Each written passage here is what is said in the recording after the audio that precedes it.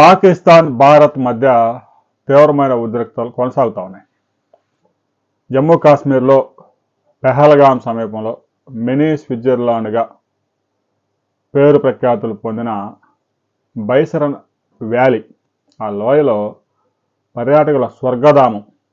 అలాంటి స్వర్గధామంలో అమాయక పర్యాటకుల మీద దాడి చేయడంతో పాటు దాడి చేసినప్పుడు నువ్వు హిందువా ముస్లిమా అని వేరు చేసి హిందువులను చంపారు. ఉగ్ర మూకలు పాకిస్తాన్లో ట్రైనింగ్ పొంది పాకిస్తాన్ మిలిటరీ నుంచి ఆయుధాలు తీసుకొని ఒక్కొక్క ఉగ్రవాది జమ్మూ కాశ్మీర్లో ఒక వ్యక్తిని కాల్చి చంపితే 10 కోట్లు అని చెప్పేసి వాళ్ళందరినీ జమ్మూ కాశ్మీర్లోకి చొప్పించి వారికి ఆశ్రయం కల్పించి ఆ విధంగా దాడి చేసిన తర్వాత భారత్ ఎటికేలకు ఒక కీలక నిర్ణయం తీసుకొని మే 7వ తేదీ ఆపరేషన్ సింధూర్ పేరుతో పాకిస్తాన్లోని ఉగ్రవాద శిబిరాలే లక్ష్యంగా దాడులు జరిపింది. ఆ తర్వాత 3 రోజుల పాటు దాడులు కొనసాగాయి. ఆ దాడుల్ని పాకిస్తాన్ ఏమాత్రం అడ్డుకోలేకపోయింది. ఇక పరిస్థితి ఇలాగే కొనసాగితే పాకిస్తాన్లోని బలూచిస్తాన్ అనే ప్రాంతం గత 6 దశాబ్దాలుగా పాకిస్తాన్ నుంచి విడిపోవడానికి ఉద్యమం జరుగుతూ ఉంది. బలూచిస్తాన్ లిబరేషన్ ఆర్మీ పేరుతో పెద్ద ఎత్తున ఉద్యమాలు జరుగుతాయి. బలూచిస్తాన్ ప్రాంతంలో ఇప్పటికే క్వెటా అనే నగరాన్ని కూడా ఆ ఆర్మీ స్వాధీనం చేసుకుందనే వార్తలు కూడా వస్తాయి. భారతదేశంతో కనుక పాకిస్తాన్ యుద్ధం కొనసాగితే పాకిస్తాన్ 4 ముక్కలు కాకపోయినా కనీసం 2 ముక్కలు అయ్యే అవకాశం స్పష్టంగా కనిపించింది పాకిస్తాన్ ప్రధాని షరీఫ్కి.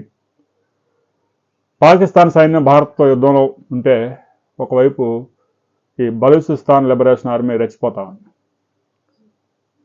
పాకిస్తాన్ సైన్యానికి భారతదేశంతో యుద్ధం చేయాలా, మరొక వైపు బలూచిస్తాన్ లిబరేషన్ ఆర్మీతో ఫైట్ చేయాలా, అర్థం కాని పరిస్థితి నెలకొంది. అందువల్ల భారతదేశంతో యుద్ధం వెంటనే ఆపేందుకు అమెరికాకు వెళ్ళిన ఒక పాకిస్తాన్ మంత్రి అమెరికా అధ్యక్షుడు డొనాల్డ్ ట్రంప్ కాలు పట్టుకొని మీరు చెప్తే తప్ప భారతదేశం వినే పరిస్థితుల్లో లేదు, వెంటనే సీజ్ ఫైర్ ప్రకటించండి అని చెప్పేసి 24 గంటల పాటు ఆయన బతిలాడి వెంటనే ట్రంప్తో మోదీకి ఫోన్ చేపించి వెంటనే మీరు కాల్పుల విరమణకి ఒప్పుకోండి, పాకిస్తాన్కి చెప్పే బాధ్యత నాది అని చెప్పేసి ప్రధానమంత్రి నరేంద్ర మోదీని ఒప్పించారు. ప్రపంచంలో పెద్దగా ఉన్న అమెరికా చెప్పిన తర్వాత వినాల్సింది. ఎందుకంటే అమెరికాకి మిగతా ప్రపంచంలో దేశాలకి ట్రేడ్ అనేక రకాలుగా నడుస్తూ ఉంటుంది కాబట్టి. ఇక వెంటనే సీజ్ ఫైర్ అయితే అమల్లోకి వచ్చింది. తాజాగా ప్రధానమంత్రి నరేంద్ర మోదీ ఒక కీలక ప్రకటన చేశారు. పాకిస్తాన్ ఆక్యుపైడ్ కాశ్మీర్ అది భారత్ స్వాధీనం చేసుకునే వరకు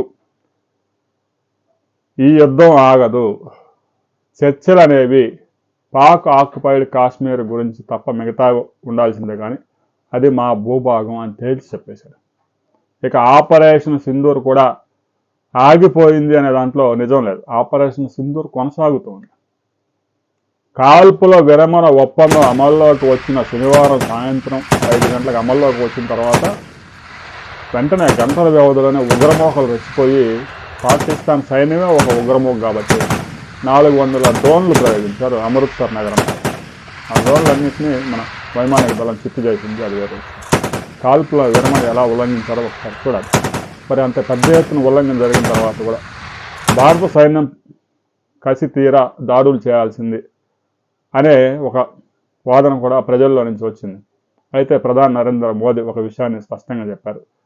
మేము సంయమనం పాటిస్తూ ఉన్నాము, మేము పేషెన్సీగా ఉన్నాం, మా పేషెన్సీని మీరు వీక్నెస్గా తీసుకోవద్దు దయచేసి.